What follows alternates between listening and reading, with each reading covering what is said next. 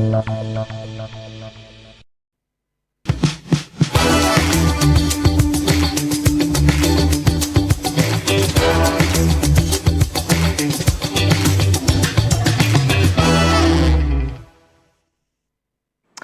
and welcome to another edition of Agenda here on TV3. I am Joseph Akable. Tonight we begin an all-important build-up to the 2026 State of the Nation address. We know that President John Dramani Mahama will be addressing the nation for the second time. He did so last year, and at that point in time, he touched on many key issues. The first was he gave us an update on the state of the country as at the time he took over. 1 year on, he prepares to address the nation again, and we asked the question, in terms of where he found the country and where we are now, can it be said that we've made some good progress such that we can look forward and say that we are heading in the right direction?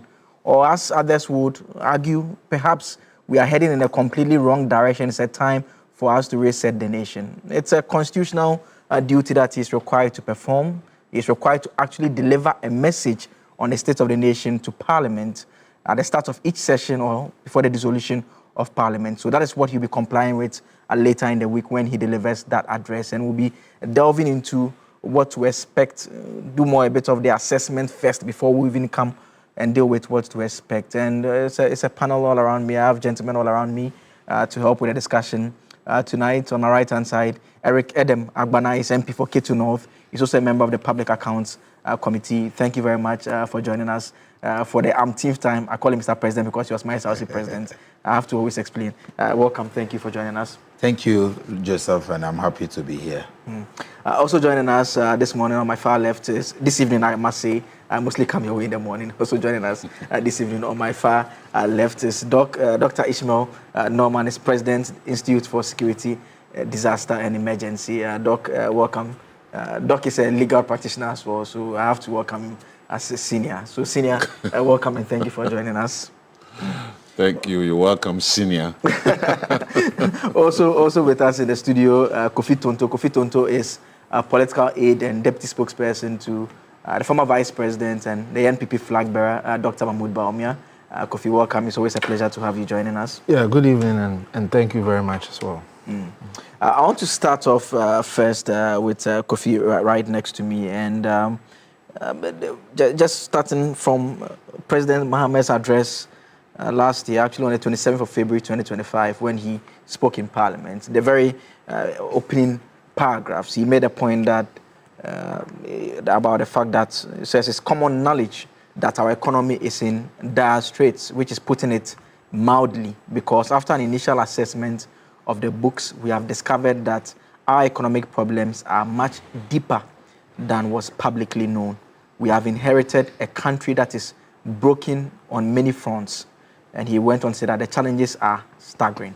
Now, when you put this assessment of the economy side by side, President Nana Addo Akufo-Addo's last address, he had also taken the view that he was leaving Ghana at a better place than he found it. And so there's a bit of a disagreement there. But the question still remains that 1 year on, what would we expect the health of the country to be when the president addresses us? And Kofi, starting off with you, would you say that the last 12 months under His Excellency John Dramani Mahama has been good? Well, once again, a very good evening to you and to your cherished viewers. I think President Akufo-Addo's statement was definitely spot on, largely because it was not lost on anyone that Ghana faced a turbulent time. I mean, from 2022, I recall around August, leading up to October 2022, the currency depreciated sharply. In fact, the troubles really began around March 2022, when the Russian-Ukraine war started. I recall in February 2022, petrol or crude was around $66 per barrel. By March, crude had gone all the way up to almost $120 per barrel.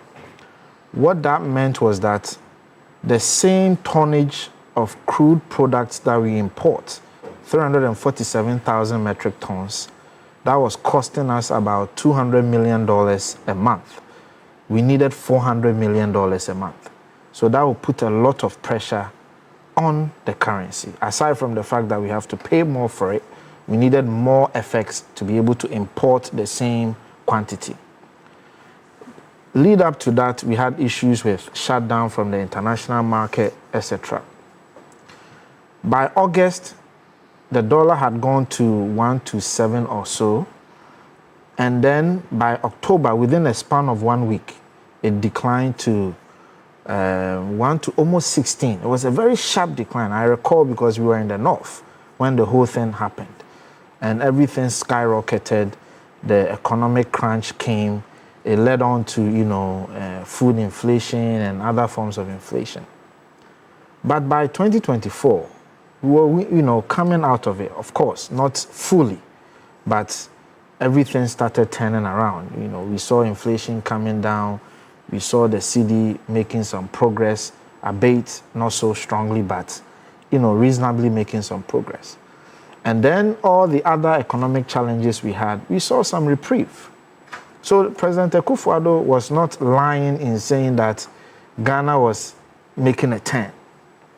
In fact, it's not President Akufo, it was not only President Akufo-Addo who said that. The IMF said that, World Bank said that. And then President Mahama came in and he gave his own description, criminally managed and all of those things. So for the last 1 year, they also took on and decided to take some steps. Largely, and any objective person would tell you that it's been artificially managed. I mean, if you take the currency, for example, they've pumped well over 11 billion in one fiscal year to shoot up the currency. Aside from that, somehow inflation has also dropped all the way to 3.8, even though some of the calculations, some of us have raised questions about even the percentages and how they do it. Nevertheless, for me as a Ghanaian, I'm not worried. It's a good thing if the economy is seeing progress. It's something that we must all be excited about.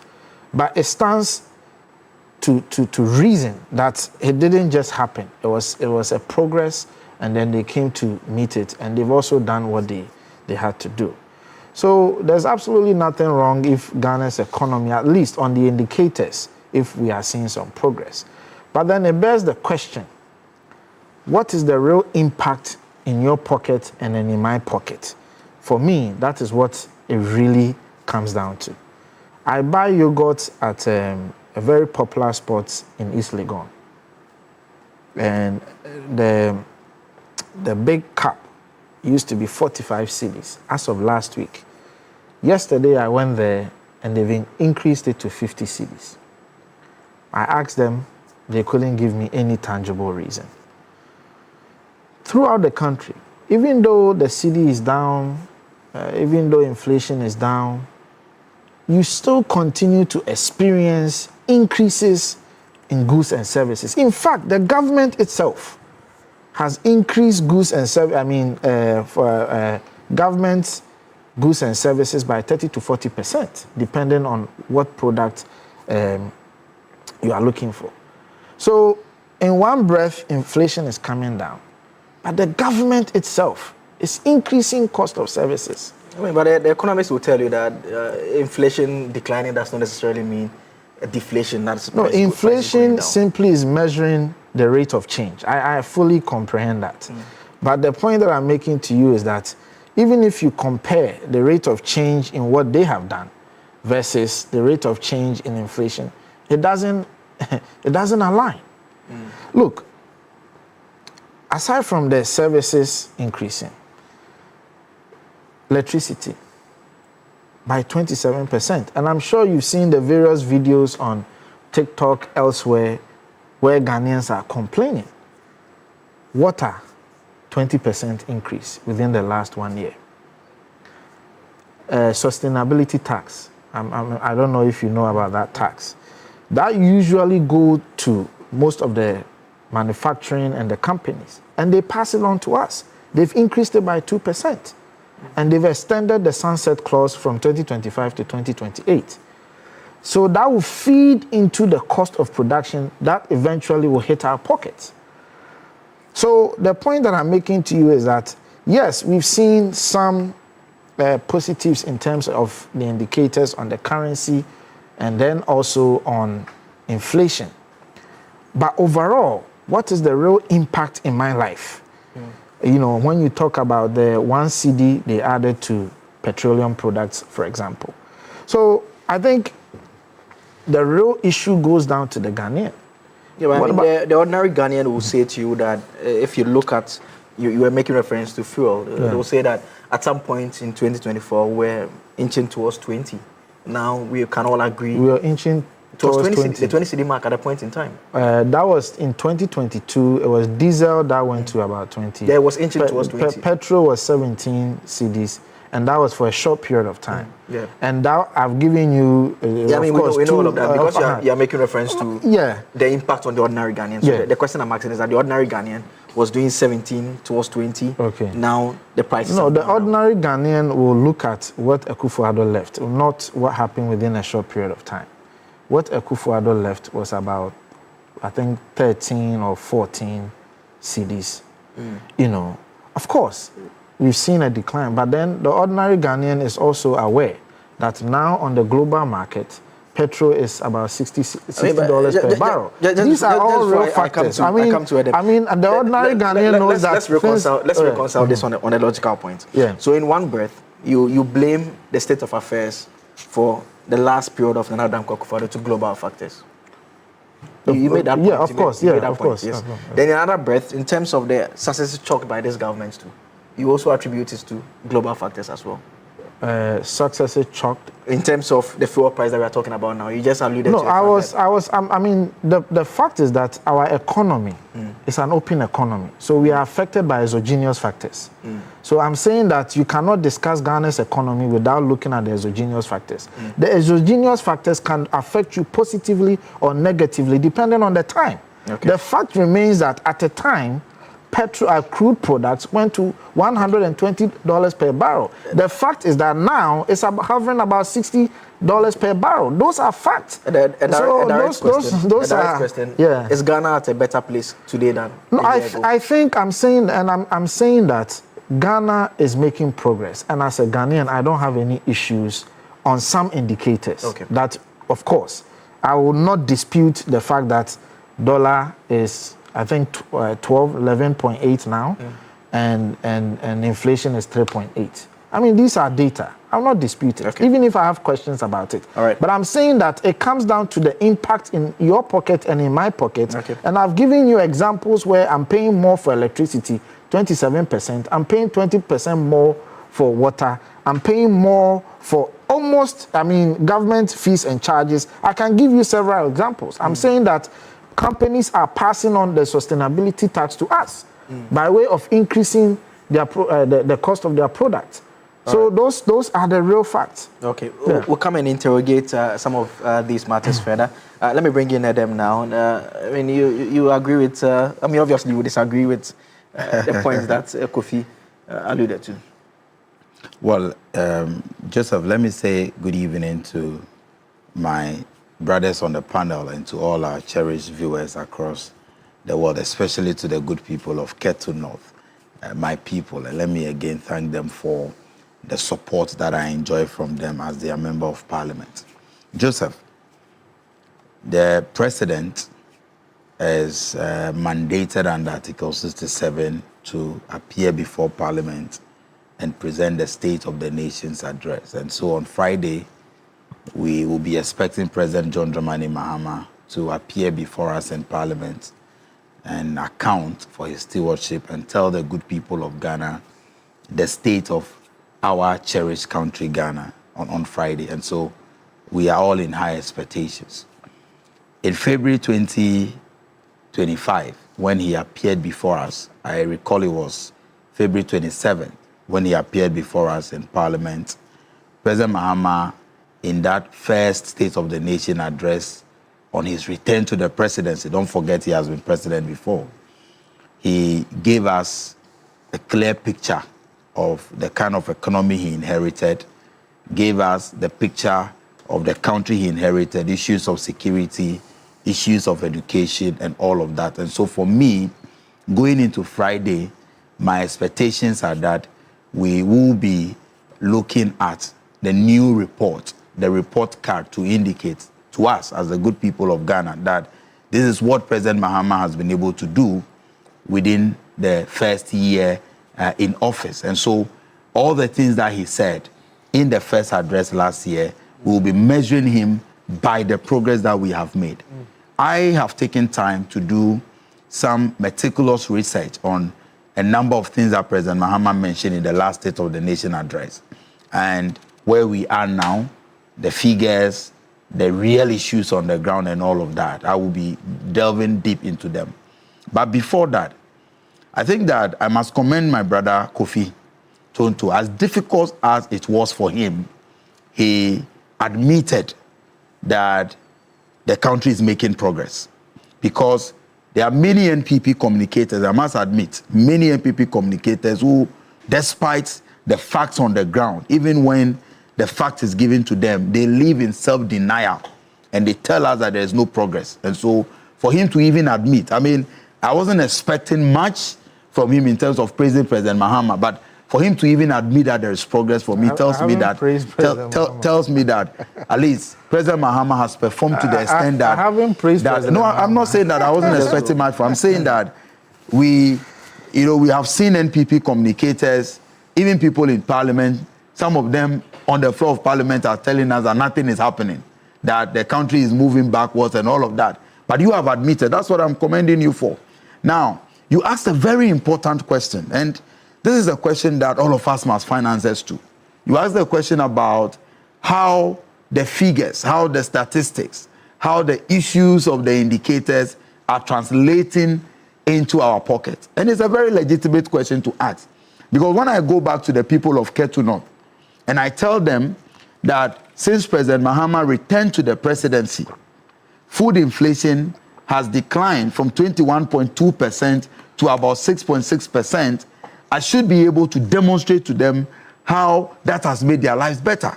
And so it's a legitimate question to ask, and we must be interested in finding answers.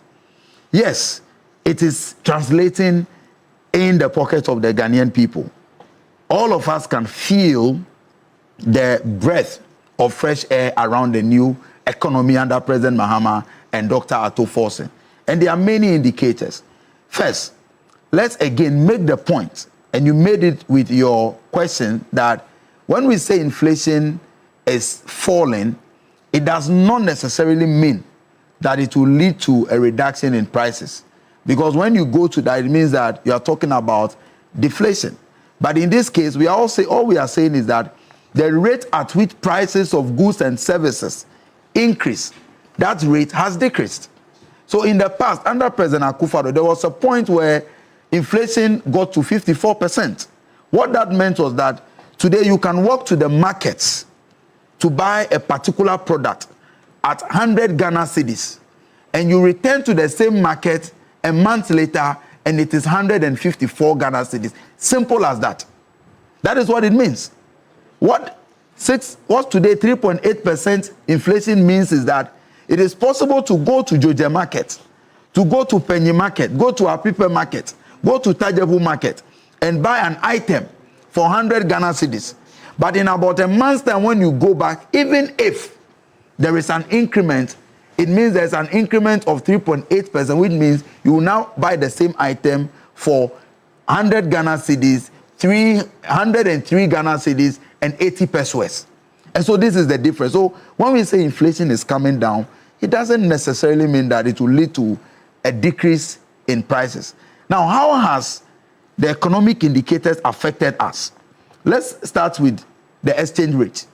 First, let's establish that Dr. Mahamudu Bawumia, the finest economist in the NPP, as they made us believe, they told us that he was the economic wizard. In fact, his wife touted his economic prowess and the fact that he was one of the best, if not the best economist Ghana has ever seen. Told us that if the fundamentals of the economy are weak, it is the exchange rate that will expose you. That means that for Dr. Bawumia, of all the economic indicators, his understanding of our economy is that if the exchange rate is strong, if the exchange rate is good, it means that the fundamentals are also good. So if the exchange rate is terrible, is bad, is weakening, if the exchange rate is not in our favor, it means that the economy is not being run well. We are moving with Dr. Bawumia's logic. I will not seek to propound a new logic. Let's accept what Dr. Bawumia said.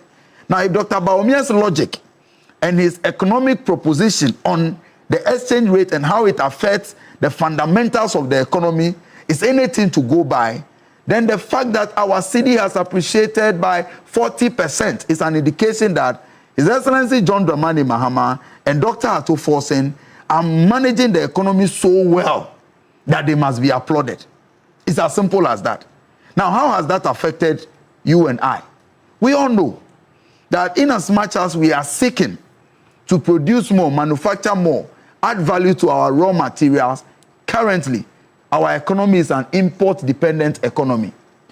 Many things that we use on daily basis are things that we import, even just around us.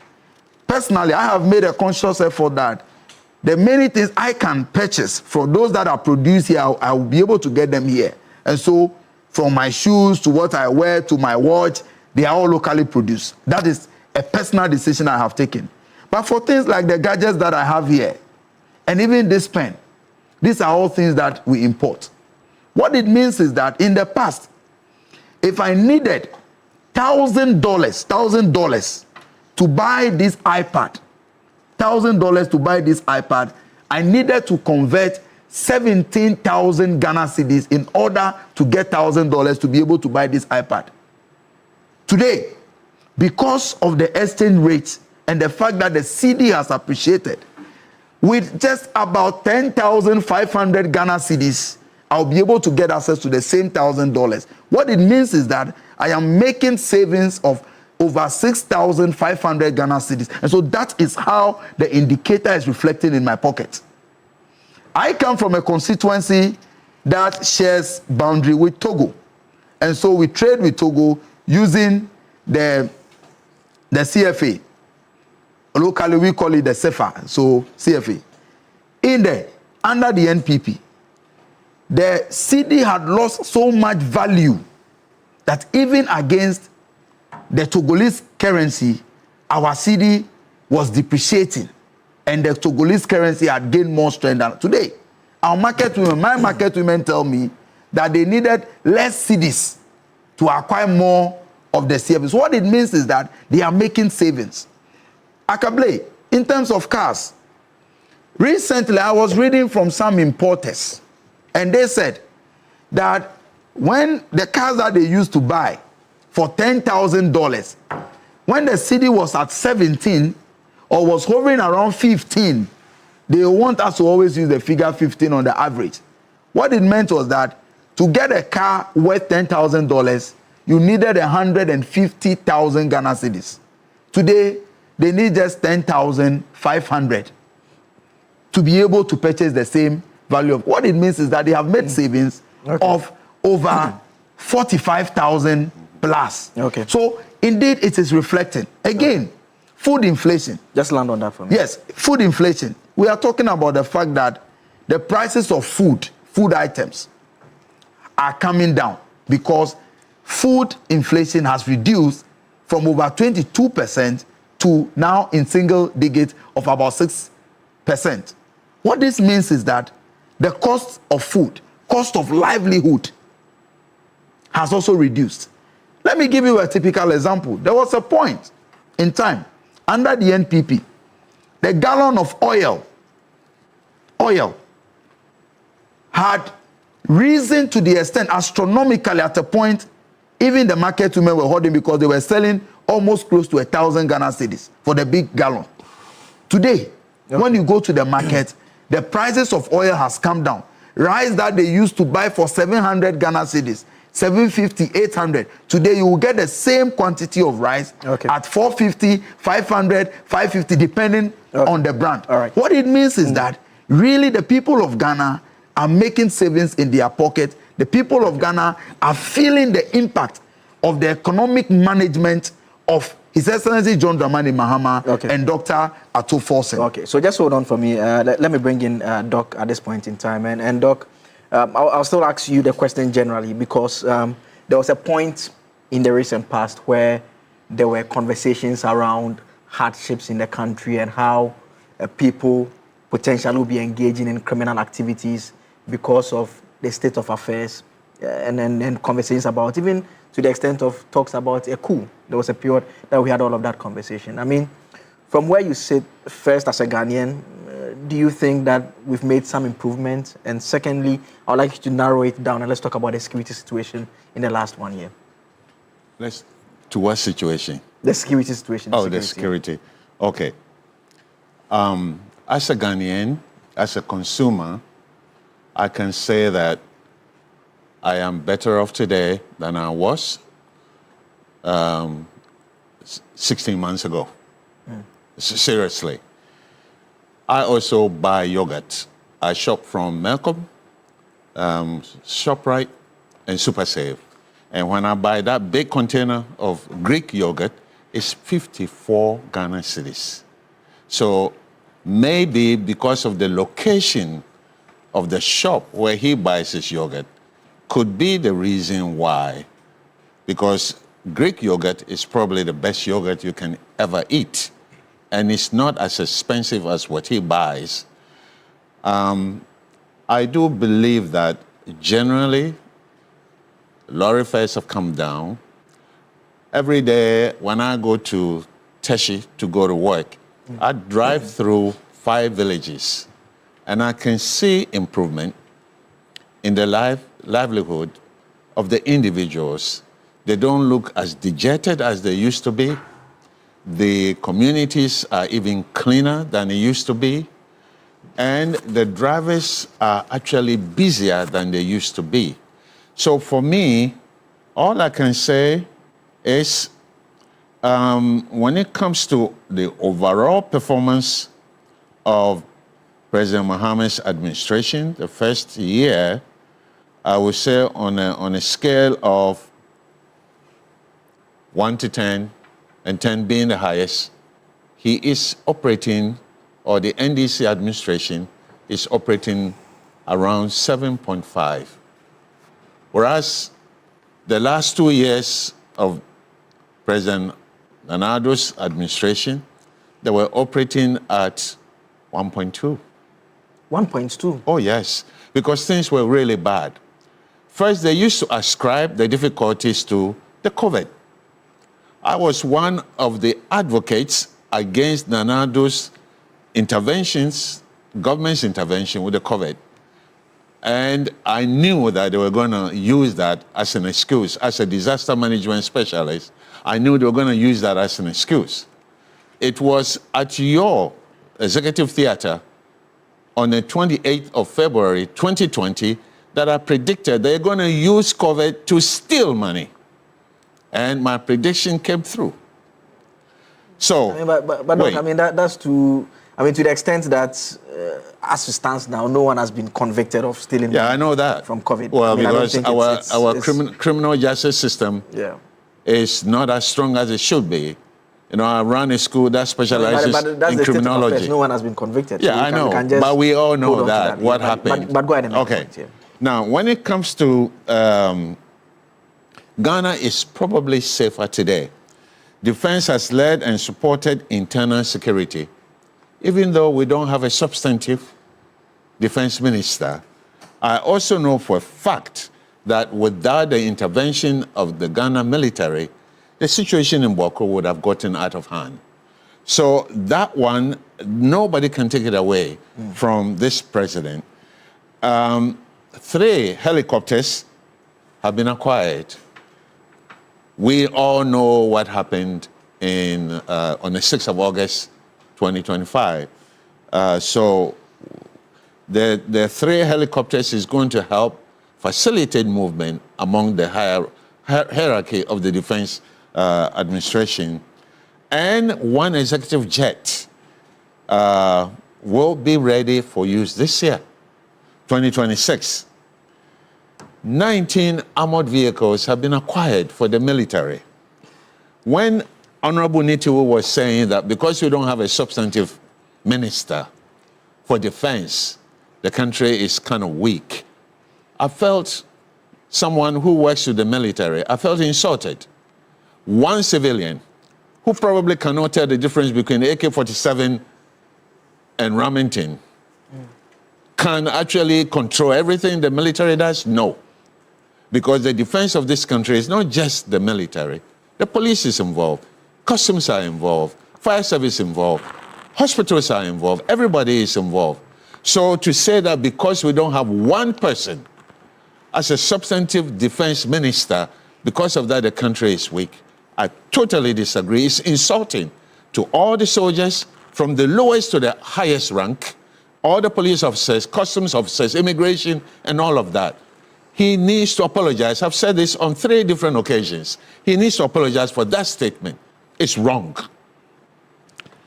On welfare of our soldiers, I believe that a salary, upscale salary, has been approved for them. And on top of that, 10,000 housing units are going to be built for our military.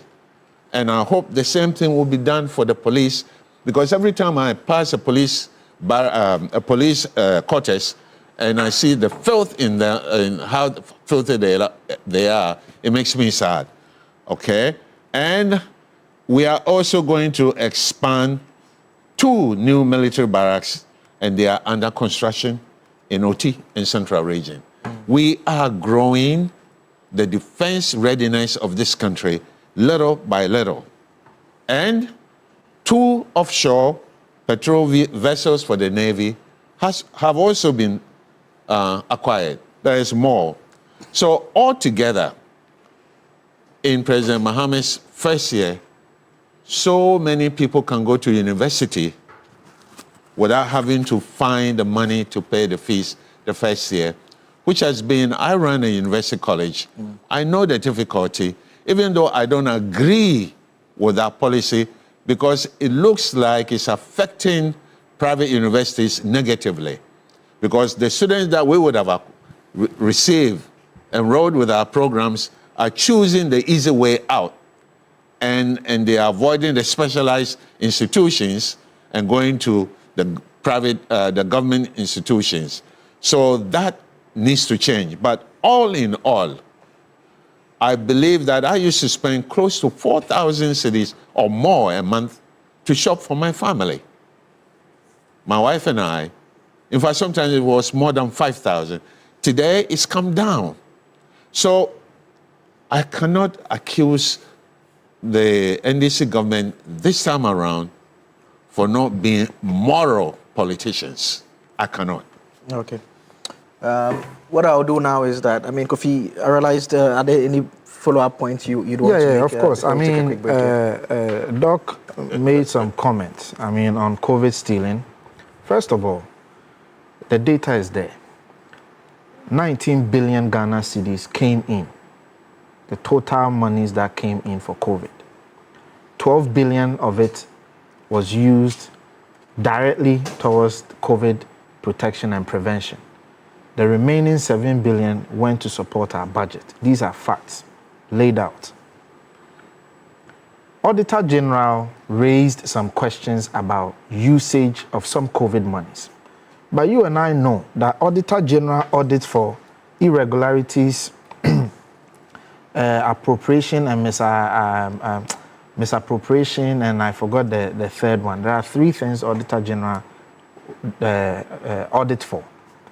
They don't necessarily mean you've stolen money. In fact, there are several instances where it goes to Public Accounts Committee, people either refund or they find out that it was simply misappropriated or whatever. So there is no evidence, as you rightfully said, that monies have been stolen. None whatsoever. None whatsoever. And nobody is even standing trial as we speak to have stolen money from COVID. Nobody. So please, I think it's completely wrong for such comments to be made. Number two, on the issue of security, I don't know if Doc is being fair, because Doc is crediting President Mahama for something he's going to build. But Akufo-Addo built houses for police at Tesano. Unless you are not aware of it. Akufo-Addo bought over 700 cars, over 5,000 motorcycles, naval ships for the Navy, helicopters, etc. And the helicopters you are referencing, they are procured. And then the jet you are referencing, they will come in about 4 years. That is what at least they told us. That the jet has been procured, and by the time it comes, President Mahama will not even be a president. So you are crediting President Mahama for future things that we haven't even experienced. But yet, the things we experienced, the cars we saw, the motorcycles we saw, the naval ships we saw, the houses that we saw, all within the security architecture. And security, as you would know, is not just even what we see, it's what we also don't see. I know because I was the head of information in Washington, and I know the things we had to do to protect our territorial borders, to keep this country safe. And we kept this country safe. At least, I haven't politicized some security issues, but easily we can politicize what happened in Burkina. I mean, how would you do that? Because of the lapses. Why? You can't put out information that certain places are at risk and therefore Ghanaians shouldn't go there, etc. These are things you can raise questions about. Or have you forgotten what happened in Sola Tuna Kaba, where 14,000 Ghanaians had to flee the country? About 40,000 Ghanaians became refugees. Have we forgotten so soon? Have you forgotten just a few months ago, 6 Ghanaian young people died at Ewak? How many people drowned and got dislocated their homes, their houses in Lower Volta flooding? Yeah, but that was a flood. Is that not a security matter? That's a flood. That was a flood that happened. Of course, it was an unfortunate incident that occurred. Oh, so that is an unfortunate incident. Of course it was an unfortunate the government incident. should have anticipated that. Of course, anything the government must do, of course, people raise issues about what they should have anticipated.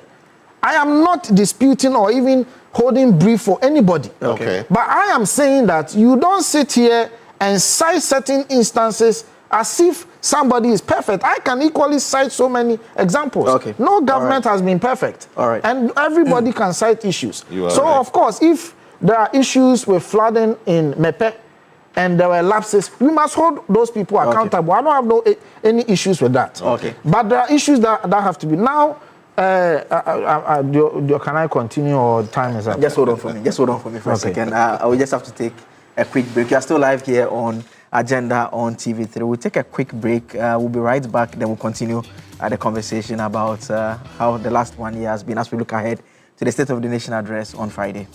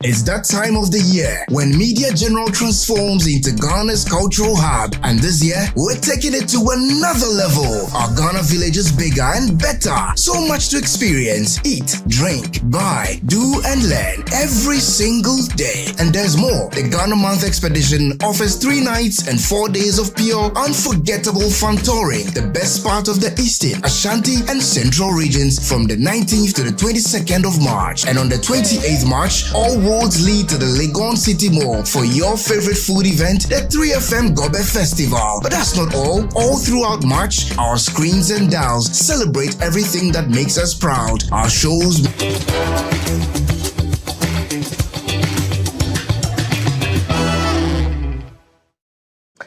Thank you for staying with us here on TV3. Still agenda. Interesting conversations on and off air.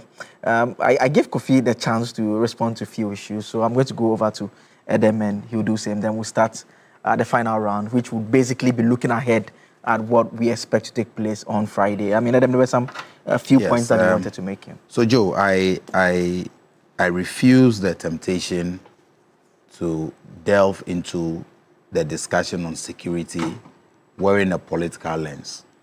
I have always maintained that we can do our politics. We can always debate the issues from the perspective of NDC and NPP. But there are some issues of security, issues of health, some of these critical, some of these sensitive issues, we must be careful not to attempt doing partisan politics with it. Because at the end of the day, if Ghana becomes unsafe, and the bullet is sent your direction, the bullet will not wait to ask which party you voted for or which party you belong to.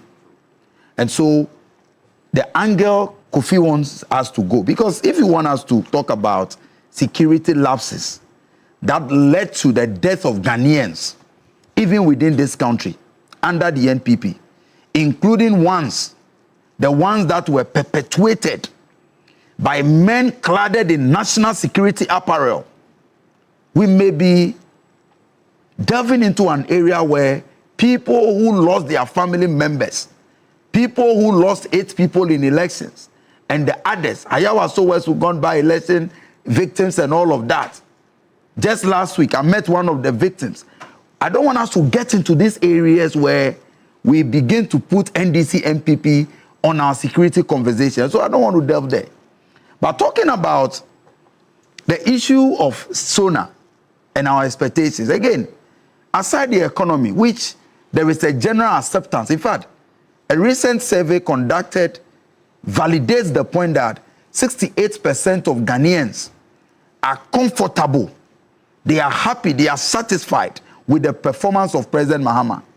What it means is that even the 38 that they had is falling off their hands, because many more Ghanaians are appreciating the good works of President and have accepted that the economy is being run better than it used to be under the NPP. But aside the economy, Joe, there are some other social issues that we cannot finish this discussion without touching on those issues. The first one, under the 8 years of NPP, the one policy that they touted as the solution, a panacea to every problem. Even if we complain about insecurity, they told us they were implementing free SHS.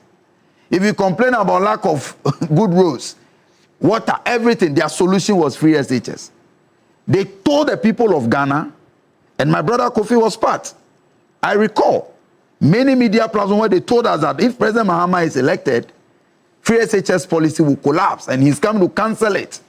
They sponsored adverts against it. But today, we can say on authority, and I am a member of the Education Committee of Parliament, that what President Mahama has done with our educational sector in 1 year is unmatched, it's unparalleled. President Akufo-Addo's 8 years. In fact, even if we add 10 years to President Akufo-Addo's 8 years to make it 18, his achievements in education in 18 years cannot be compared to President Mahama's 1 year.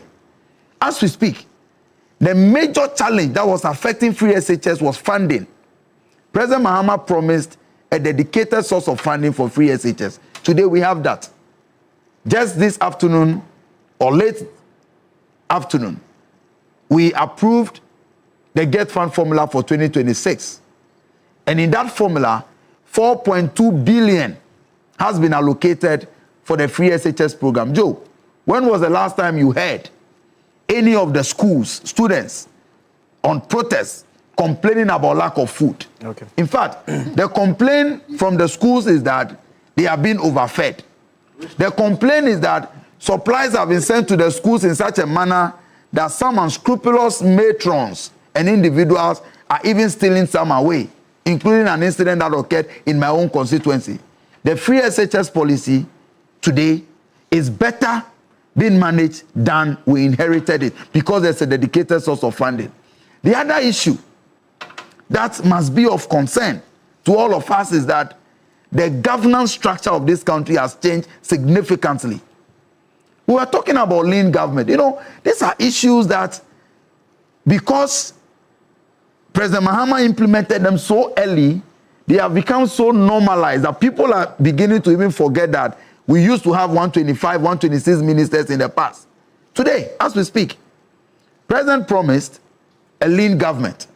And in that lean government, he promised to have only 60 ministers. I tell you, even when there was a point, the party, people, stakeholders were putting pressure on President Mahama. He said, I made a vow to the good people of Ghana. And that is a president you can trust. Okay. Not one that promised us that we'll have a lean government and fat kinky, but came and rather we had an over-bloated, Obolo-sized government, and they were feeding on our resources. Look, today, President Mahama has shown that we can have trust in our president, go to bed, wake up and know that we are safe because he can be trusted. Okay. We have been able to manage this country, achieve all these significant things in 1 year with just 60 ministers. Even when disaster struck and some of our ministers were involved, no replacement has been made, and yet with less than 60 ministers, see how effectively this government or this country is being governed. Just in a minute, I want you to land on me on expectations going into Friday, just briefly, because when I go back,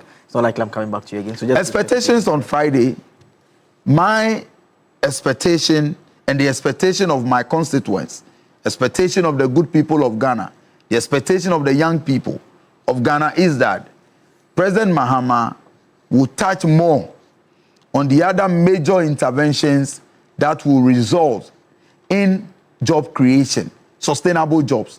President Mahama has committed to the creation of sustainable jobs, not tokenism being handed over to young people. We know a number of policies, major economic policies are being implemented. But one thing I have realized is that the people always want to hear from the president himself.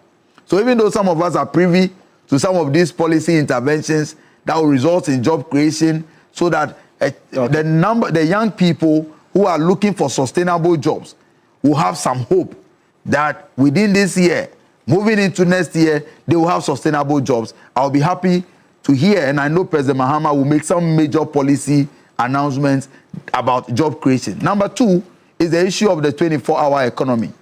I have heard the NPP. Initially, they said we should bring a document. We have been to Parliament. The authority has been established. As I speak, every district assembly in this country has started the process to build a 24-hour economy model market. Every district. Funds have been released for that project.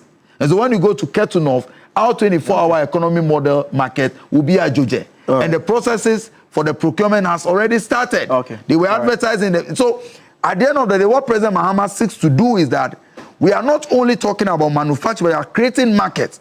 Imagine all 200 plus districts in this country.